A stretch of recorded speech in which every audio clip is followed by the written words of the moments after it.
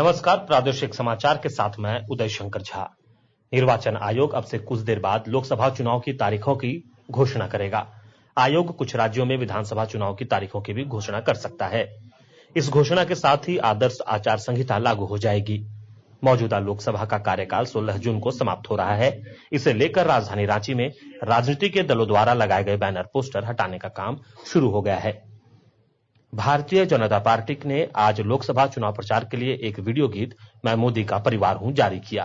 प्रधानमंत्री नरेंद्र मोदी ने एक सोशल मीडिया पोस्ट में इसका वीडियो साझा किया है, जिसमें दिखाया गया है कि सरकार की कल्याणकारी योजनाओं का लाभ किसानों से लेकर गरीब परिवारों तक को मिला है।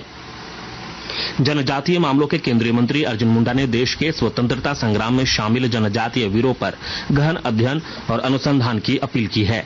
आज नई दिल्ली में भारतीय आदिम जाति सेवक संघ में एक कार्यक्रम में उन्होंने कहा कि मुगल काल से लेकर ब्रिटिश राज तक देश के स्वतंत्रता संघर्ष में जनजातीय शूरवीरों की भागीदारी का एक लंबा इतिहास रहा है।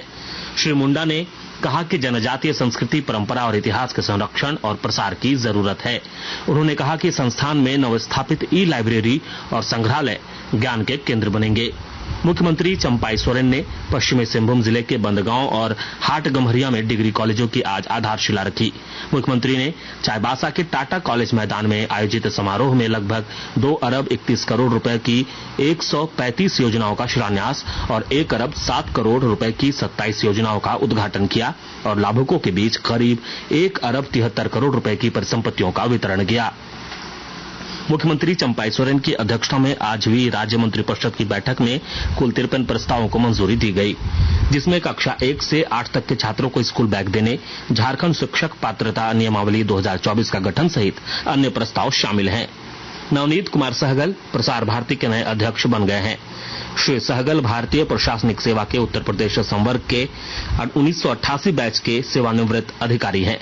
वे प्रसार भारती के पूर्व अध्यक्ष ए सूर्य प्रकाश का स्थान लेंगे, जिनका कार्यकाल 2020 में समाप्त हो गया था।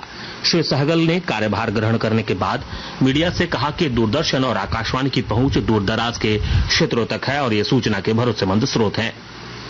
दिल्ली के अखिल भारतीय आयुर्विज्ञान संस्थान एम्स में पहली बार 2 गुर्दों का सफल प्रत्यारोपण किया गया है। इसके लिए दोनों गुर्दे 78 वर्ष की एक महिला ने दिए, जिसे सिर की गंभीर चोट के साथ एम्स में भर्ती किया गया था। महिला को मृत घोषित करने के बाद उनके परिवार ने अंगदान पर सहमति व्यक्त की है। लोहरदगा जिला में आदिवासी संस्कृति के संरक्षण के लिए कई कार्य किए जा रहे हैं। विस्तृत जानकारी दे रहे हैं हमारे संवाददाता। लोहरदगा जिला में आदिवासी संस्कृति और परंपरा के उत्थान के लिए लगातार प्रयास किए जा रहे हैं और इसी क्रम में राज्य के वित्त मंत्री सह लोहरदगा के विधायक डॉक्टर रामेश्वर उरांव आदिवासी सांस्कृतिक परंपरा को बरकरार रखने और उसके विकास के लिए पढ़ा भवन और अखड़ा का निर्माण अपने विधायक कोष से करा रहे हैं। वर्तमान समय में मंत्री डॉक्टर रामेश्वर उरांव के द्वारा लोहरदगा जिला के विभिन्न इलाकों में 170 अखड़ा का निर्माण कराया गया है। डॉक्टर उरांव का कहना है कि यह पढ़ा भवन सांस्कृतिक केंद्र समाज के काम आएगा। सांस्कृतिक परंपरा को बचाए रखने के उद्देश्य से वाद्य यंत्रों का भी वितरण किया जा रहा है। जिले में एक बार फिर से आदिवासियों का जुटान अखड़ा में होने लगा है। लोग अपनी संस्कृति को फिर से बेहतर बनाने में जुट गए हैं। गोपी कृष्ण कुंवर, आकाशवाणी समाचार, लोहरदगा। झारखंड संयुक्त असैनिक सेवा प्रारंभिक प्रतियोगिता परीक्षा 2023 कल राज्य भर के साथ ही धनबाद में भी आयोजित की जाएगी। धनबाद के 65 परीक्षा केंद्रों पर तैयारी पूरी कर ली गई है। अनुमंडल दंडाधिकारी उदय रजक ने बताया कि सभी केंद्रों के 100 मीटर परिक्षेत्र में निषेधाज्ञा लगा दी गई है। देवघर के जसीडीह थाना क्षेत्र में कोठिया मोड़ के पास आज एक ट्रक ने साइकिल सवार छात्र को धक्का मार दिया, जिससे उसकी घटनास्थल पर ही मौत हो गई। इस दुर्घटना से गुस्साए लोगों ने ट्रक में आग लगा दी, जबकि ट्रक ड्राइवर भाग निकला। इसके साथ ही आकाशवाणी रांची से प्रादेशिक समाचार का यह बुलेटिन समाप्त हुआ। नमस्कार।